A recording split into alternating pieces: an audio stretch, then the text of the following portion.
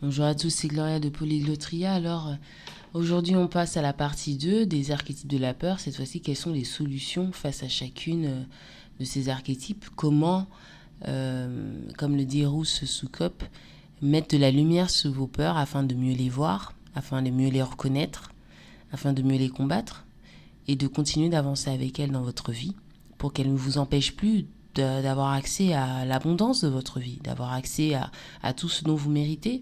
Vous voulez avoir un autre boulot, vous avez peur du changement que ça demande, de repostuler, de mettre des lettres de motivation, de repasser des entretiens, donc vous restez dans un boulot merdique qui vous rend malheureux.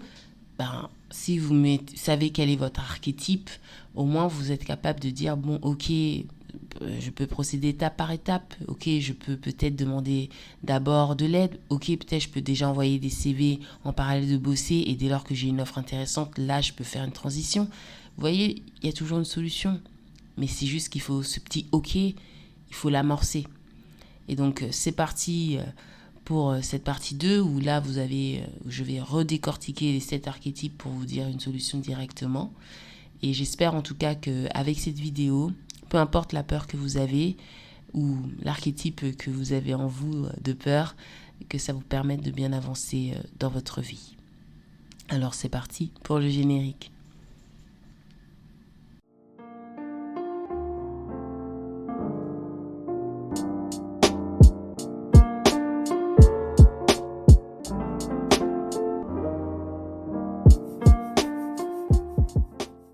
Alors dans la partie 1, on a regardé les 7 archétypes de Rousse Soukop qui parlait de comment est-ce que vous arpentez vos peurs, quel est votre positionnement face à elles et bien évidemment quels sont ces archétypes-là. Donc le numéro 1, si vous vous souvenez, c'était le procrastinateur. Alors procrastinateur, qu'est-ce qu'on fait si on est quelqu'un qui dit toujours « à plus tard ». Qu'est-ce qu'on fait dès lors qu'on n'est pas prêt à faire face à nos imperfections, que l'on est toujours en train de se dire « je veux plus tard parce que plus tard je serai apte à faire les choses ». La meilleure façon, c'est d'accepter que vous fassiez des erreurs. D'accepter de mettre une temporalité courte sur certaines tâches, moyenne sur d'autres tâches et long terme sur la tâche finale. N'oubliez jamais, j'ai fait un poème qui s'appelle « Tu t'es oublié ». Pour apprendre à marcher, vous êtes tombé combien de fois? Pour apprendre à parler, vous êtes mordu la langue combien de fois? Pour apprendre à voir, vous avez fait combien de nuits quand vous étiez bébé? Pour apprendre à lire et à écrire, vous êtes trompé combien de fois? Et tout ce que vous estimez comme des acquis aujourd'hui, vous avez oublié toutes les étapes qui ont été nécessaires pour que vous puissiez y arriver. Donc pour les prochaines étapes en étant adulte, que ce soit acheter une maison, que ce soit changer de boulot, que ce soit trouver l'amour, que ce soit créer un projet artistique, acceptez ces étapes et mettez une deadline, mettez court terme, moyen terme, long terme, afin de pouvoir réussir à faire vos tâches. Et soyez fiers de vous sur chaque étape. Dès que vous arrivez à quelque chose, félicitez-vous, embrassez-vous, dites j'ai réussi cette mission aujourd'hui. Et petit à petit, mis bout à bout, vous allez y arriver. Vous avez réussi à faire l'objectif que vous étiez fixé dès le début. Numéro 2, vous êtes le suiveur de règles. Alors j'ai un peu peur de savoir si je fais ou non la bonne décision. J'ai peur que si je vais à gauche, qu'il se passe quelque chose de mauvais ou quoi, en fait, au final, je regrette et j'aurais dû aller à droite. Donc, je suis les règles tout en sachant que peut-être elles ne sont pas adaptées à moi. Voilà, c'est ça votre archétype. La vraie question, c'est plutôt qu'est-ce que vous voulez-vous? Prenez du recul. Prenez du recul car chaque personne a son propre chemin. Chaque personne a sa propre destinée. Vous n'êtes pas nés tous le même jour. On ne mourra pas tous le même jour. On n'aura pas tous les choses au même moment. Acceptez ce fait-là. D'accord ? Et surtout, faites du jour le jour. Vous avez le droit de mettre des pauses à vos objectifs. Vous avez le droit de vous poser, de mettre le pour et le contre de chacune de vos décisions pour savoir laquelle est optimum à vous-même. Arrêtez de suivre les gens comme des moutons ou de suivre des règles où vous avez vous-même un conflit à les suivre pour les suivre. C'est vous le centre de votre vie. Il n'y a que vous qui vous connaissez mieux que vous-même. Numéro 3. Celui qui veut plaire à tout le monde. C'est un peu Monsieur Parfait. Je suis parfait, j'ai peur du conflit, j'ai peur du ridicule, j'ai peur de décevoir. Oui, vous êtes l'archétype parfait sur beaucoup d'angles. Oui, vous plaisez à tout le monde, donc les gens vous estiment. Mais n'est-ce pas arrivé que, parce que vous êtes monsieur ou madame parfaite, vous avez un partenaire qui va voir ailleurs ? N'est-ce pas arrivé que parce que vous êtes monsieur ou madame parfait, il y a une promotion, on ne vous l'a pas donnée à vous ?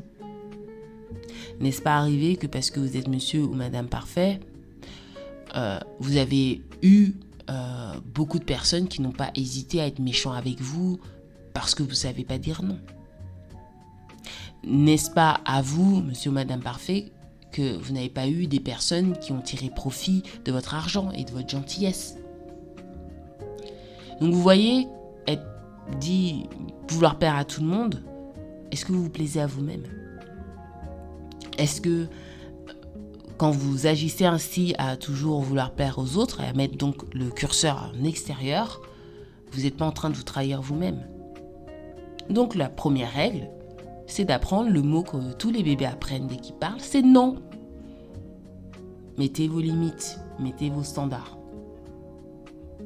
Et surtout, trouvez quelqu'un qui puisse vous accompagner là-dedans, qui puisse vous aider, qui puisse vous montrer comment dire non, qui puisse vous montrer que c'est pas négatif de dire non, de mettre des standards et des limites, afin que ça devienne une habitude petit à petit. N'oubliez pas aussi de prendre du temps pour vous. C'est bien les autres, oui, sortir avec les autres, être amoureux, jouer, faire des choses, être sociable, c'est bien. Mais pensez à vous. Faites des choses aussi par vous-même. Numéro 4, mon archétype. Donc là, je parle aussi à mon nom, de outcast. J'ai appris que je pouvais faire confiance à personne, alors pour que les choses soient bien faites, alors je vais les faire moi-même. Tout est avec le curseur du moi. Parce que le groupe est un problème. Le groupe, les règles du groupe, les égos du groupe, c'est un souci. Donc si vous êtes dans cet archétype, sachez que nous ne sommes pas une cause désespérée. Sachez que bien que je sois dans cet archétype de outcast, la paria, on peut être sociable, on peut être avec les autres, mais à juste mesure, où il faut y aller très, très doucement. On ne peut pas tout faire tout seul. Quand à partir du moment où vous faites un business, il y a un client en face de vous. Et un client, c'est un autre. Vous travaillez avec lui, même s'il vous met des sous dans votre prestation, travaillez avec lui. À partir du moment où vous voulez avoir une relation amoureuse, il faut accepter un autre. Vous êtes une équipe. Vous devez avancer ensemble pour construire un couple. À partir du moment où vous avez une famille, des neveux, nièces, oncles, tantes, vous interagissez socialement avec eux, avec leurs égos. Même si vous voulez vous en séparer pour plein de raisons, il est bon de les retrouver parce que quand vous coupez tous les liens, quand vous êtes dans le besoin, des fois on ne peut pas tout faire. Vous avez un accident, vous perdez une jambe, c'est plus difficile de se relever que si vous avez quelqu'un qui peut vous passer une béquille et sur lequel vous pouvez vous appuyer pour avancer. Donc il faut mettre de l'autre à une juste mesure qui nous convienne et surtout ne pas oublier d'avoir un groupe de confiance. Ça peut être très très très très peu d'amis, mais avec lesquels vous savez que vous pouvez être totalement vous-même. Et que quand vous dispersez les tâches, vous savez que ça marche.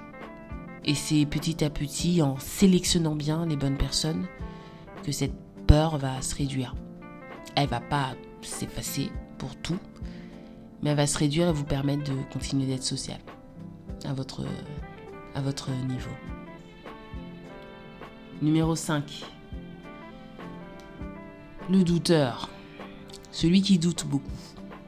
Alors celui-ci, j'ai peur que je vais pas y arriver, de ce que je veux vraiment, qu'on me prenne pas au sérieux, j'ai vraiment, qu'est-ce qu'il faut que je fasse. Vous faites du surplace. Vous avez beau être quelqu'un qui bossait beaucoup, vous avez beau être quelqu'un un peu comme le monsieur parfait là, celui qui veut plaire à tout le monde. Vous avez beau être quelqu'un qui peut être exemplaire, vos doutes vous freinent parce que ces doutes-là, c'est un manque de confiance. Et sans la confiance en vous, c'est pas possible. Sans l'estime que vous avez pour vous-même, c'est pas possible. Donc le premier truc à faire, c'est bouger. Lorsque vous marchez, lorsque vous parlez, lorsque vous faites des choses, si vous êtes à chaque fois dans la retenue, jamais vous n'avancez. Donc sur place, ça tue l'être humain. Nous sommes des êtres en perpétuelle évolution tout le temps, tous les jours. C'est contre nature de faire du surplace. Donc il faut à chaque fois vous permettre une sorte de souplesse. Sortez de votre zone de confort. Essayez de nouvelles choses. Prouvez-vous à vous-même que vous en êtes capable. Un peu comme pour Monsieur Parfait là, qui plaira à tout le monde. Vous, c'est plutôt prenez un peu plus de risques. Pas des risques inconsidérés auxquels vous avez... je vous demande pas de s'auto-parachute. Prenez un peu plus de risques. Essayez, en fait. Comme dit Nelson Mandela, soit ça marche, soit vous apprenez. Mais dans tous les cas, il y a un résultat différent que quand vous faites du surplace. Essayez, bougez, sautez de votre zone de confort et vous aurez des résultats. Numéro 7. La personne qui cherche toujours des excuses. Oh mon Dieu! Waouh! J'ai peur de faire un business parce que ça, si. J'ai peur de trouver l'amour parce que ça. J'ai pas assez d'argent, donc je vais me arrêter de faire ça, si, et rester dans ma situation. C'est bon. Les excuses, c'est simple. Vous ne voulez pas. Pour plein de raisons. Vous ne voulez pas, car le risque d'aller vers la direction auquel vous voulez aller vous plaît pas. La conséquence derrière vous dérange. Vous ne voulez pas, car la notion pessimiste du risque gagne plus que la notion optimiste du risque. Je ne veux pas trouver l'amour parce que j'ai peur de me faire rejeter, ou j'ai peur de me faire abandonner, ou j'ai peur que l'homme ne soit pas la bonne personne. On revient à Nelson Mandela là. Soit on apprend, soit ça va marcher. L'excuse, utilisez-la plutôt comme une soupape des choses qui peuvent venir de possibilités qui peuvent vous arriver, et non pas comme c'est ce qui va m'arriver. C'est très différent. Ce qui va vous arriver, c'est de vous dire quoi qu'il se passe dans ce que j'essaie, dans le risque que je prends, j'apprends quelque chose sur moi-même. Donc oui, au début je me mets des excuses parce que j'ai peur, j'ai pas envie, il y a un risque qui me dérange. Mais mettez-vous maintenant dans quoi qu'il se passe, j'apprends des choses sur moi-même. Car en faisant ça, vous avancez aussi. Et vous n'êtes pas, en fait, celui qui aime faire des excuses, c'est celui qui aime rester dans ses habitudes. Donc il faut un peu les bousculer. Parce que la routine tue l'être humain. Je répète, on est en évolution, on ne peut pas rester sur place, on ne peut pas rester toujours pareil. Votre corps vieillit, vos objectifs de vie, normalement, changent. Donc pourquoi vos opinions et certains aspects de votre vie devraient rester les mêmes? C'est impossible. Donc, vraiment, utilisez les excuses que vous vous mettez comme « Ok, c'est une possibilité, mais c'est pas ce qui va m'arriver. » Ce qui va m'arriver, c'est je vais essayer, je vais voir quelle version de moi-même ressort de ce qui se passe et j'avance. Enfin, numéro 7, le pessimiste. Vous voyez tout de façon négative. Waouh! J'ai toujours essayé des trucs, mais à chaque fois, ça reste la même chose. J'ai des problèmes. J'essaie de faire de mon mieux, mais. En gros, c'est le négatif qui gagne sur le positif en permanence dans vos visions. Donc vous êtes, voire des fois cynique, voire dans le jugement sur les autres. Est-ce que je vais plutôt poser cette question un peu dérangeante, mais pourquoi est-ce que vous êtes aussi dur avec vous-même? Dans tout le négatif, dans tout ce râle en permanence, dans toutes ces missions, est-ce que vous arrivez à voir tout le bien que vous faites tous les jours? Est-ce que vous arrivez à être dans la gratitude et dans l'abondance de votre vie? Est-ce que vous arrivez à voir que peut-être, ok, j'ai des soucis au boulot, mais j'arrive à payer mon loyer. Ok, j'ai une relation d'amour qui me plaît pas en ce moment, mais on va avoir une thérapie de couple pour essayer de le réparer. Donc je fais un mouvement d'essayer d'aller vers pour soigner les choses. Ok, j'ai pas d'argent aujourd'hui, mais si je travaille, la paye va revenir et je vais essayer de mieux gérer mes dépenses. Voilà des exemples. Parce qu'à chaque fois, vous mettez de l'énergie dans le négatif et vous vous donnez raison à vous-même. Le négatif vient. Alors que si vous mettez de l'énergie dans tout le bien qui vous arrive, auquel vous vous aveuglez parce que vous estimez que ce sont des acquis, c'est un acquis que j'ai un boulot, c'est un acquis que j'ai une voiture, c'est un acquis que j'ai un amoureux, c'est un acquis que j'ai mes enfants, ou quoi qu'est-ce, vous oubliez que ces acquis-là peuvent aussi disparaître.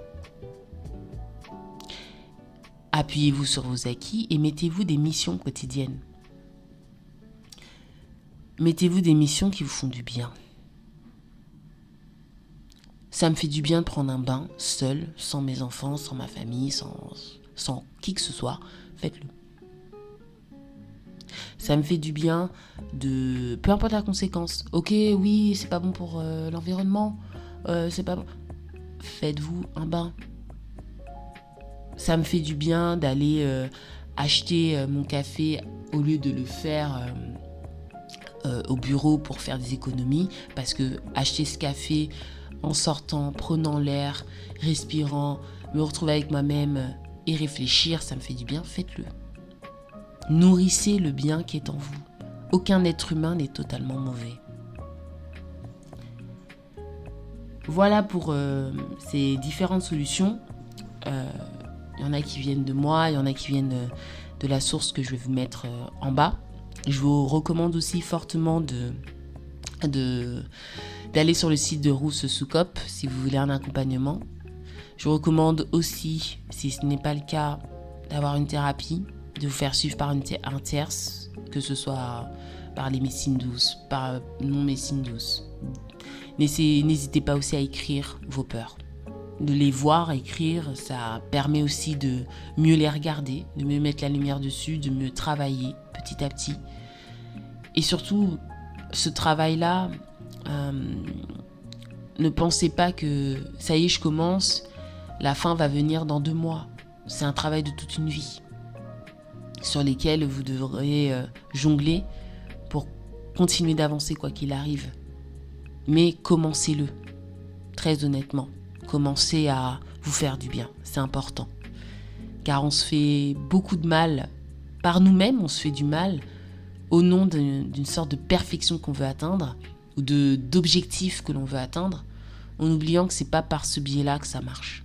C'est souvent à l'inverse, c'est quand on se fait du bien à nous, quand on s'écoute, quand on est en adéquation avec soi-même, quand on est aligné, quand on se fait confiance, quand on ne se trahit pas, que tout s'ouvre à soi. C'était tout pour ce contenu et cette vidéo, ce podcast. N'oubliez pas de vous abonner comme d'habitude et je vous dis à très très très bientôt. Ciao ciao.